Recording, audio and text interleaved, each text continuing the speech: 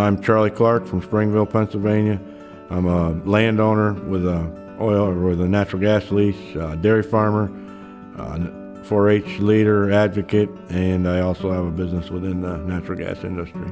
We've had the family farm since 1984. We've been dairy farming. We were dairy farming there, since that time to present.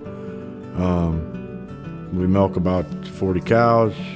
My daughters are heavily active in the agriculture industry. They're all going to college for agriculture. The dairy industry as a whole is a roller coaster. There's good years and bad years, and it seems to be more bad than good. Obviously, probably one of the only reasons that we're still farming today is because natural gas came to town.